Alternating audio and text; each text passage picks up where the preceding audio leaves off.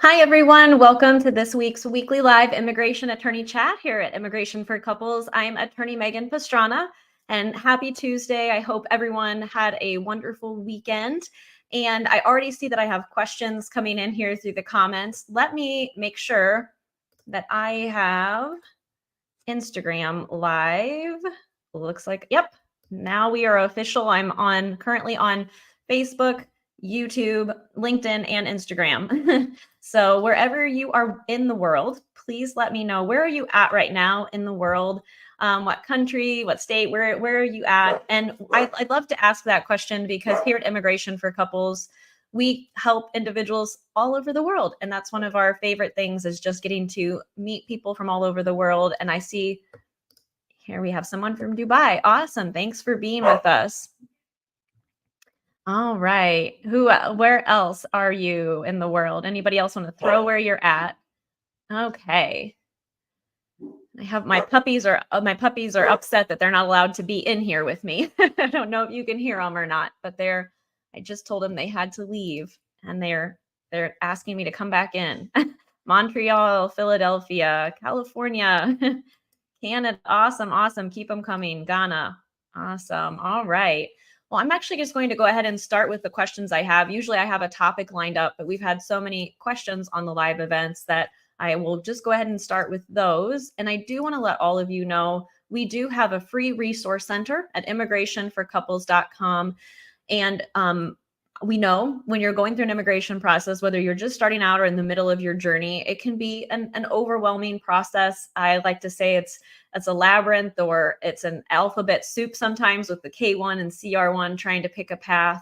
And so we created this free resource center, and I created a webinar and lots of free guides, and just to help couples out, whether you're just starting out or in the middle of that journey. We have a free relationship evidence guide. And then I also have a webinar. If you're just starting out in your journey, I highly recommend you check out that webinar. That webinar goes over the 4 different options that are available to couples, what you should know if you're getting started in your immigration journey, and all the tips that you should know to put you in the best position to have a successful immigration case and get to that finish line. All right, so check that out at immigrationforcouples.com. All right, and so someone had put a question in here early this morning before we even started the live event. So it looks like you are. I know she had put in the comment too that you're at work and you can't respond, but you'll be watching this on the replay. So yes, there is always a replay of this live. And you are asking about the I-134 and meeting the poverty guidelines. And how that works for the fiancé visa. So with the fiancé visa, you have to complete something called an I-134 at the fiancé visa interview stage, and then you complete the affidavit of support when you're going through the green card process. And that's that I-864 affidavit of support. So the affidavit of support is based on your household size. So if you are petitioning for your fiance and your fiance's children, then that would be your household size. So you would include yourself and then your fiance, that's 2, and then any children you would add to that household size to determine how much you need to make for the immigration requirements for the affidavit of support. Now, it's also important to understand you may also have dependents on your tax return. You may have children of your own from a prior relationship, or you may have other individuals who are your dependents on your taxes. Maybe you care for your parents, they live with you. So immigration would consider those dependents too in determining how much you need to make. So the answer is it will depend if you're the dependent also, if there are dependent children also. So yes, you do have to include your entire household size, and immigration looks at something called an I-864P poverty guideline to determine how much you need to make based on your household size. So if you check out that I-864P poverty guidelines, you can see based on your household size, then you would look over at the category of how much you need to make to know what is the requirement of income that you need to show to qualify as the sole sponsor. All right. So hopefully that helps answer your question. I'm glad you were able to ask it even though you're at work. All right. So Asmar, you're asking if you can get married with your naturalization certificate. Thanks so much for the live stream. You're very welcome. So I'm not sure if I fully understand maybe the why of your question. That would help me to better answer. To get married, you just need an identity document. If you're getting married in the United States, I should clarify. If you're getting married in the United States, you would have to go to a clerk of court wherever you happen to be living or where you're planning on getting married. And it's the job of the clerk of court to make sure you're eligible to get married, which typically means that you're of age, that you're not legally married to anyone else. And then they need to confirm your identity. So typically a birth certificate or a passport is really what they're looking for. And it doesn't necessarily, you don't have to be a US citizen to get married in the United States. You just have to meet the requirements for marriage in that state and then have those identity documents. All right. So we have someone. Awesome. So you're watching from the UK and your boyfriend is watching from the US. You haven't filed yet. And you're so grateful to join. Oh, that's awesome. That's great, Ginger. And I really encourage you to check out the webinar that I created. I created that with so much love and care and consideration for couples who are just starting out in their journey. And that webinar will really help you to understand the options that are available to couples, what that process looks like, what you should be aware of. And so I encourage you to check out that webinar. I know Julie is here with us. She always joins. She's our firm administrator. So give her a shout out. Yay, Julie. She can put that link in there for the webinar so you can check that out. All right. So hello, good morning. And you have a question about when a marriage is truthfully and considering petitioner and beneficiaries are not a threat, does US sometimes deny the petitions on what grounds? That's a really great question. So it is your responsibility, it is your burden when you're going through an immigration process to prove to immigration that you have a real relationship based on love and not just to receive an immigration benefit. And you prove that through the relationship evidence that you would submit with your application. Is it possible that couples have a real relationship and immigration could deny them? Yes. And it's sad and it's frustrating. I have definitely seen individuals who come to our office and they've been denied, and we have worked with thousands of couples. I can tell right away when a relationship is real. And typically the grounds that they could deny someone who has a real relationship is that if you're not aware of the immigration process and how meticulous the officers are in looking at your evidence, submitting evidence that's contradictory. So a lot of times letters of support, or if you write a letter and include it with the application, that's really important to make sure there isn't evidence that's contradictory on really important points about the relationship, the when and how you met, for example. Sometimes they can be denied for crazy. It seems crazy, but one of the common reasons is for not complying with the civil docs requirements. So there are civil documents, background checks, certain things that you have to provide as part of the process as well. And so not having the right civil documents or not turning those in a timely manner, that could be another reason. And then something we see too, again, that seems a little crazy is that I've definitely seen this many times in my career, is that someone believes that they're legally free to marry and they actually aren't, because the laws of other countries regarding marriage and divorce, and in many countries they can be quite complex. It will depend on the type of marriage, the type of divorce that you will need, and it has to go through these certain channels and certain steps.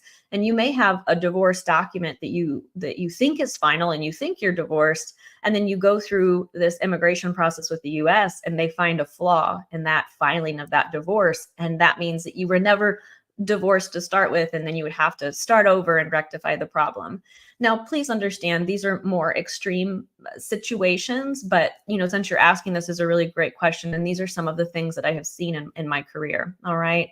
So, and I also have a video too about the top 3 reasons that individuals are denied.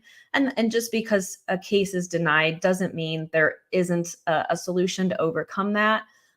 We've definitely had to help individuals who've come to us where immigration doesn't believe their relationship, help them to overcome this NOID, a notice of intent to deny. For adjustment cases, when you go to your immigration interview, some officers have really really crazy questions, for lack of a better way to describe it. And they'll ask, how much is your monthly rent payment? And I talk with immigration officers a lot, and I've asked before, what do you see as being true love? How do you define true love? And I know immigration has their policy manual, but a piece of that is that immigration officer's perspective. And I said, is it knowing how much the rent is? Is it knowing all of your utility bills? Is it sharing a joint bank account? In my view, that is not the sole definition of love. It might be parts of a bona fide relationship. But I've definitely seen couples where they might get an officer who's asking them more difficult questions that many couples wouldn't know, and then they become suspicious and think it's not a real relationship.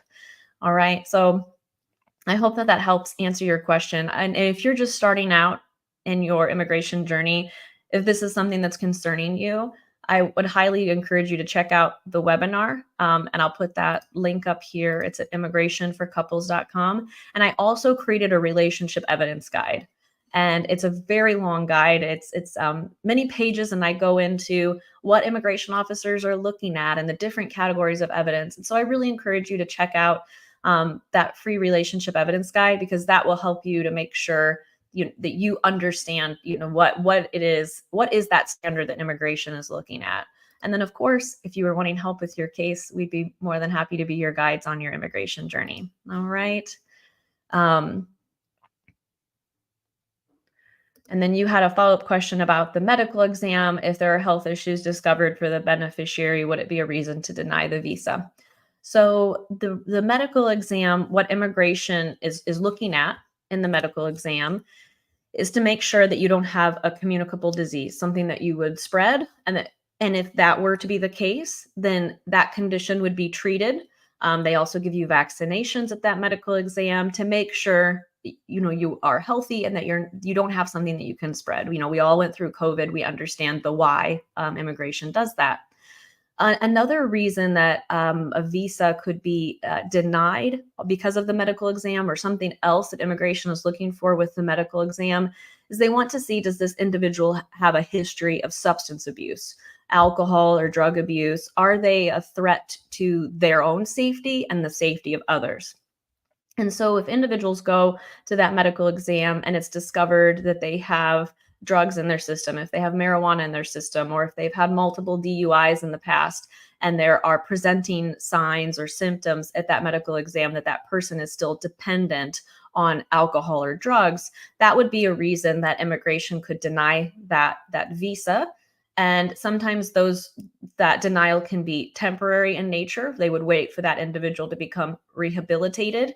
And if rehabilitation isn't possible, that could be a grounds for denial. But typically, one of the things that can happen, for example, if marijuana was found in someone's system or drugs were found in that person's system, that person would have to go to that civil surgeon, depending on what the civil surgeon recommends, every few months, every 6 months, maybe the following year, to have a follow-up test to make sure that person has there are no more drugs in their system, and that they've gone through a rehabilitation program or class to be able to be eligible to receive the visa. All right. So hopefully that helps answer your question on that. Great questions, though. We have Jamaica. Thanks for being with us again. It's nice to see a lot of you who have been here for the past couple of weeks. It's nice to see all of you again. Someone in Juarez. Awesome. Good morning, Eder. Great to have you there. Julie put up the resource center for everyone on YouTube and on Facebook, so you can check that out and see the webinar. And she put it on LinkedIn as well. So awesome. Thank you, Julie. So Haruna, you have a question. You've been documentarily qualified since December, but you've not received your interview date. So, and I believe you said you are in Dubai. Yeah. All right. Yes, you said you're in Dubai. I'm not sure if that's where you are planning on having the interview, if you're eligible to have your interview there, if you're having it somewhere else. Once your case is documentarily qualified, so for those of you who maybe are new to the immigration process, and all of this is our new words and new terms, documentarily qualified is something from the National Visa Center. There's a part in the case where you have to submit all of your civil and financial documents, and the National Visa Center will say, yes, you have everything, you meet these requirements, we can go ahead and put you in line for an interview. And so that is what Haruna, that is what you're asking about. And you've received that notification that you have all of your documents. They've confirmed that everything's in compliance and you're in line for an interview. That is normal. It depends on where that interview will be held. Some countries, there's only a few month wait. And then for others, it can be up to a year or more to receive that interview date. But the good news is you're documentarily qualified and you're in line, and every day you're one day closer to an interview. So good luck. I hope you get that soon. All right, let's see.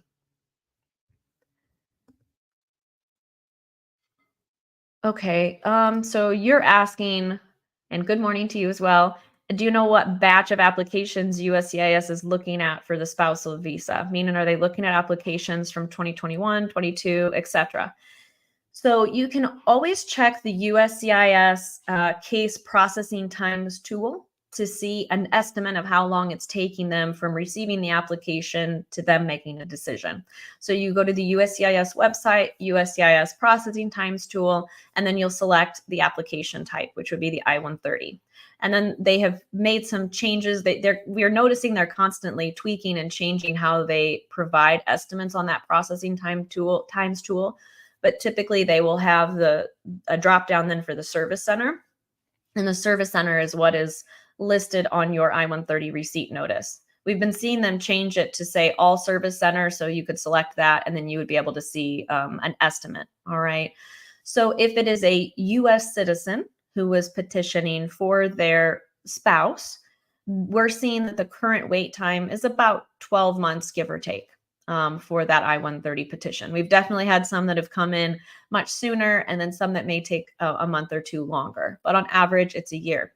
Now, if you are a lawful permanent resident and you're petitioning for your spouse, the wait times are much longer because when you are a US citizen and you're petitioning for your spouse, that's considered an immediate relative, which means that you don't have to wait in line for a visa to become available. You have to wait in line for your case to be reviewed, but with something called non-immediate relatives, which is a lawful permanent resident instead of a citizen. So someone who's a lawful permanent resident petitioning for their spouse, those individuals are subject to annual visa caps or visa allotments. So there's a certain amount of visas available every year, and they are basically, it's earmarked for different categories of family members, be it spouses and children of lawful permanent residents or brothers and sisters. And so that chart is on the National Visa Center bulletin. So if this is the case, if it's a lawful permanent resident who is petitioning for your spouse, then you would also need to be looking at that National Visa Center bulletin to see what month that they are currently processing for those petitions, or what month of visas are becoming available. So you'd be looking at both of those tools. All right, but great question. And so you're asking, is it true that the spouse visa that comes in with spousal visa get their green cards as soon as they arrive in the country? So when you go through the spouse visa process, they will put, after your interview, if you're approved, they will put a visa in your passport. And once you enter the United States on that visa, Customs will review that visa. They'll review your information. They'll put a stamp in your passport, and that stamp plus the visa becomes your temporary green card. And then that green card will come in the mail. You have to pay an online fee for the green card, but yes, that is the process. All right. Good morning, Lisa. It's great to have you with us. And then you are asking, does it make sense to do the medical and police record before being approved and receiving an interview date? So I know you were asking about the spouse visa earlier. So it's not even possible to do the medical exam until the U.S. consulate or embassy schedules you for an interview and gives you instructions to do so. So no civil surgeon will allow you to even schedule a medical exam until you've been given the green light by that consular post. As far as police background checks go, what we do is we work with our clients, and when we know that we're getting closer to an anticipated approval, then we will give instructions for getting the police background checks. The reason being that you don't want to get it too early because the police background checks are only valid for 1 year per U.S. immigration requirements. and policies. And so that background check can expire. And so we work with our clients to time it the best we can so they don't have to get the police background check more than once. So it is good to work ahead, but sometimes if you work too far ahead, you might have to do it again. So yes, that would be the response for that question. So Sophia, you have the good morning to you. You received that cryptic message from the USCIS portal, right? I wish that they could give a little bit more details. So this morning I received a message that says there has been an action taken on my case. When I log into the USCIS, it has the same message about my case being actively reviewed. The only difference is an updated date. I'm wondering if this means they finally have my file in hand or if the date is just being updated because it's been about a year since we applied. It could be any number of things. That's great. At least something is being updated. Typically, when we see that, it means that it is on an officer's desk and it is being actively reviewed. And sometimes actively reviewed means you're on a stack on the officer's desk and it still could be some time, weeks or months before a decision. I'm an optimistic person and I'm hopeful, given that you've been waiting for a year, that it is being actively reviewed by an immigration officer. But as soon as that officer reviews your case, he or she will either send you a request for evidence if there was something missing, and if not, then they'll send you that approval notice, and you will see that updated on your online portal and on that USCIS case status. It will show when that case has been approved. So best of luck to you. All right. And I see we have some more people who've joined us here recently. Thank you all for being with us. It's great to have you. Please let us know, where are you currently at in the world? We always love to see where our viewers are at. All right. And so Katrina, Kateria, sorry, I realized I pronounced your name wrong. So good morning. You want to sponsor your husband for a green card. I'm making above the minimum per the poverty guidelines, and I made on the past years I made below. Will this affect my eligibility to sponsor my husband? Great question, and thank you for your question. So the I-864, there's something called an I-864P poverty guideline that is released by immigration, and depending on your household size, it will show how much you need to make based on your household size.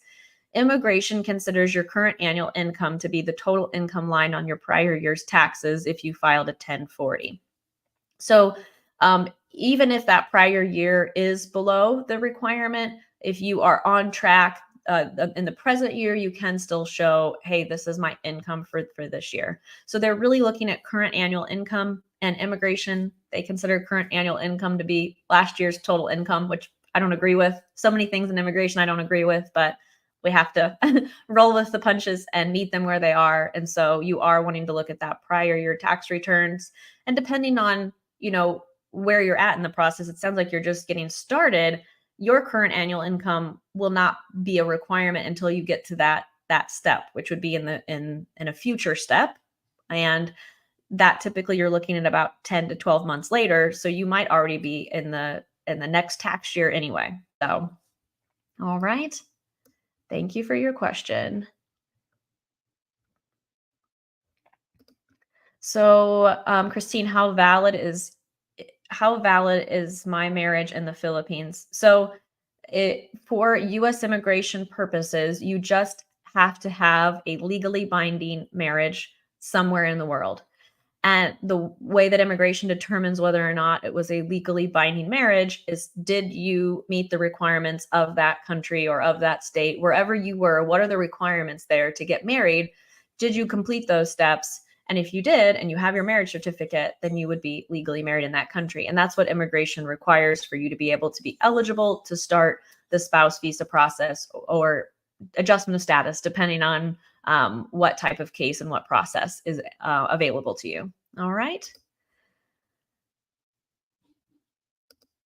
Oh, Sophia, that's awesome. You're very, very welcome. It's my pleasure, and I'm glad that it's giving you hope. That's exactly the point.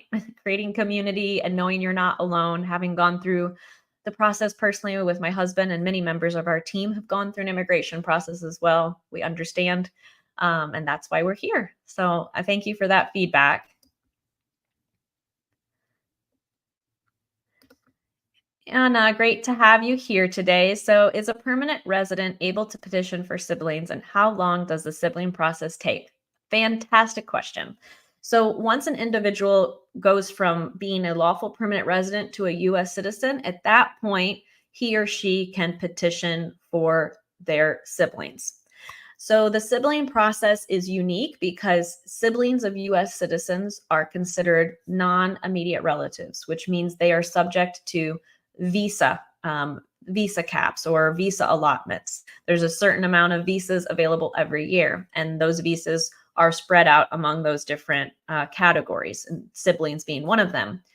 Sibling petitions have the longest wait, unfortunately, and the wait will depend on the country of origin as well. So, countries like Mexico and the Philippines and China, for example, and India, they have longer waits because they have a higher volume of individuals that are wanting to come and have applications filed to come to the United States. Sibling petitions take on average anywhere from 10 to 30 plus years to get a decision. So I know that's crazy, right?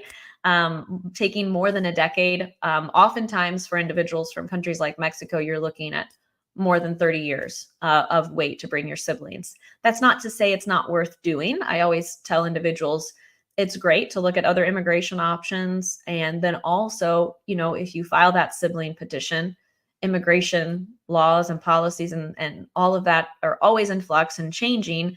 And it's a plan B. It's an option for the future. So yeah, that's sibling petitions. Yes, it's possible once you're a citizen, and it's a long wait. So, all right. Okay, I have another question here. And it looks like your question may have gotten cut off. You're very welcome. Is there anything that can be done about the Nairobi embassy ignoring the spouse visa backlog? I wonder if you have another part on the platform I'm using. It only allows me to see a certain amount of characters. So it is a very long backlog. I know we have many clients that are consular processing through that embassy. And they claim that they are working on it. They claim that they are taking steps to reduce the backlog, but it is very long. In some situations, depending on the case, we have filed something called a mandamus action to sue the government to do their job, to take action on the case. Typically, though, if you're within what they consider that normal processing time, that typically isn't a viable option. Congressional inquiries sometimes can help at least gain clarity on where you're at in the line. But Nairobi usually won't share a lot of details, and it is a pretty long wait. But they say they're working on it, and hopefully soon. All right. Good luck with your case. Good morning, Ed. It's great to have you. Okay, this is a great question too. Is it okay for me to petition for a spouse visa while I have been living overseas for several years with my partner? And will you plan on buying a house in the US once you arrive? Yes, it is possible. We have many couples that we assist who both of them are living abroad. And one thing that will come up in that situation, if you're living abroad, is that immigration, part of the process, you have to prove something called domicile.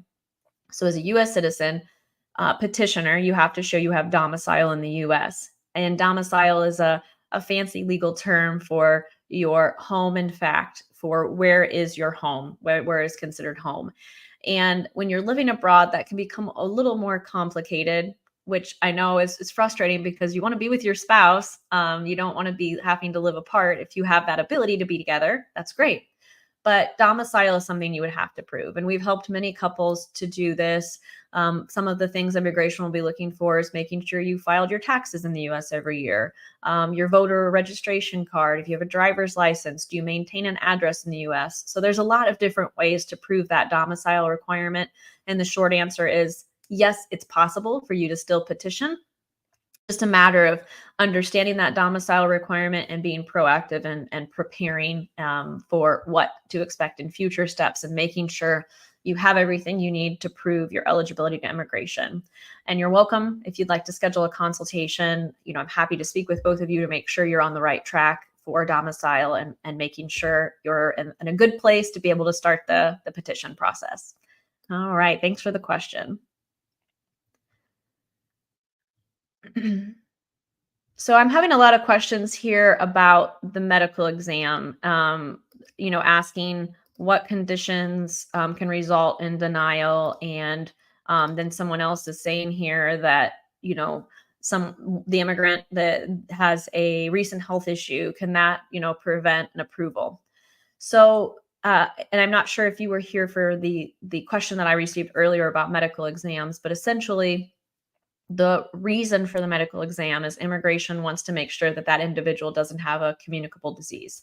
So something that we'll see come up would be TB, tuberculosis. If that is discovered, then the individual would need to go through a treatment plan, make sure that they've been fully recovered. And once the doctor clears the individual, then at that point, he or she could receive a visa. So that's one of those items. There can be other communicable diseases. And if the civil surgeon finds something that needs to be treated, they will put in place a treatment plan to make sure that treatment is rendered and then that person is fully recovered. And then at that time, the visa can be issued. Issues with drug dependency, so alcohol and drugs, that's something else that if discovered by the civil surgeon, that is their job to look and see, does this individual have some kind of condition, some kind of alcohol dependency, drug dependency, something that will make them a harm to themselves or to others. And then again, a treatment plan would be put in place before a visa can be approved. All right.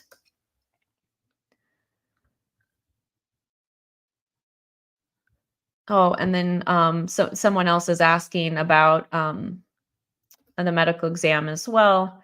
The spinal muscular atrophy during pregnancy. And she had to deliver the baby earlier. I hope she is okay. And I hope everyone's okay. That's not, I know you're asking, is that going to be a reason for the medical exam for a visa to be denied? No, it would not. Again, those are all things that need to be disclosed. But again, that civil surgeon is looking, are there conditions that need to be treated that are communicable, that can be given to other individuals? Okay. So I hope everybody is all right. Yeah, and then this is very common, getting into the portal and wanting to schedule an interview, and there aren't interviews available. So what we do is we'll check multiple times a day, every day, until one becomes available. Sometimes we've engaged a congressional inquiry, but as of recent, the consular posts are saying that they will not schedule them. You have to just keep getting in and checking. So I know that's part of the madness of the immigration process, but just check multiple times a day, morning, afternoon, and evening. That's what we do for our clients until one becomes available. We tend to see interviews open towards the end of the month or the start of the next month. And I have a couple more minutes. I have about 5 more minutes to answer a couple more questions, and I'll do my best to get as many done as possible. So does a previous tourist visa denial hurt a future spouse visa petition? Great question. In general, the tourist visa being denied is not a reason to cause issues for the spouse visa in general. And I say in general because sometimes tourist visas are denied because an individual maybe misrepresented something or wasn't completely honest about something. If that is the case, then it can impact that future spouse visa. I've seen individuals who have, tried to get a tourist visa. They've used these agencies that aren't really actually attorneys. And it breaks my heart that happens, that there are agencies like that take advantage of individuals, but agencies in other countries that will say, we'll get you the tourist visa. You just need to say that you're married, even if you aren't, or you need to say you have this job opportunity to attend a conference they just come up with crazy things to have you say and put in the application. And I've seen individuals who come to us in that situation, and then we have to help them with filing a waiver of forgiveness when we get to the spouse visa phase. So in general, just because you were denied a tourist visa, it doesn't necessarily mean that it will negatively impact your future spouse visa application. It's something that has to be disclosed, but depending on the reason for the denial, it could have issues as well. All right.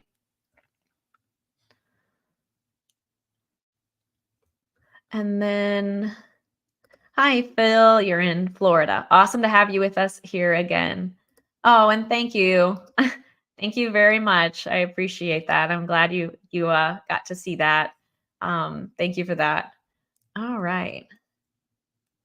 All right. So I have time for about 2 more questions. You filed an I-751 based on cruelty, and I'm really sorry to hear that. That's a really difficult situation, and your case is being handled by the Vermont Service Center.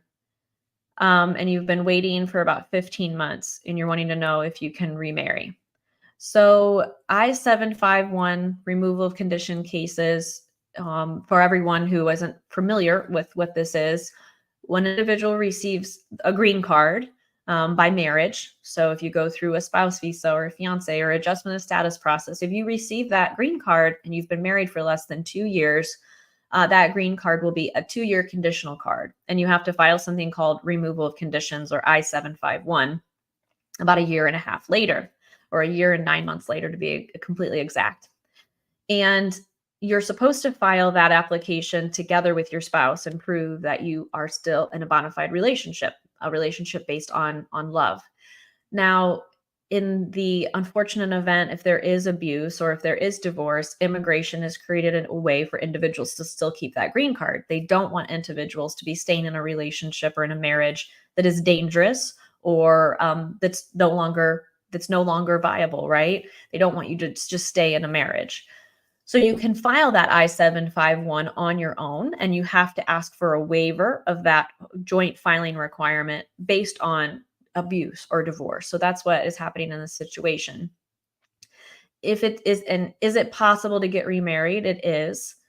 And these joint filing of removal of conditions cases, or I'm sorry, when you're not joint filing a removal of conditions case, you have a very complicated and complex situation. Those cases are taking oftentimes 2+ years to receive a decision, sometimes more, because they do need to do a more thorough investigation. And getting remarried, is it possible? Yes. Can it complicate your case? Yes. Do you need to speak with an immigration attorney before you take further steps? Yes. So I would really, really encourage you, before you do get remarried, that you talk with an immigration attorney. You're welcome to schedule a consultation with our firm. You can schedule that at immigrationforcouples.com. I put that up at the bottom, or you can also call the office and schedule. But yes, it's possible. We've definitely had individuals who have. You just want to make sure that you have someone review the situation. Hopefully you had an attorney helping you with that filing. And if not, you definitely need to have a licensed immigration attorney who has extensive experience with I-751 removal cases, especially with that waiver of the joint filing requirement. All right. But great question. All right, so I have time. This will be my last question. I wish I could get to all of them. So you were given a 221G after your interview for your K1.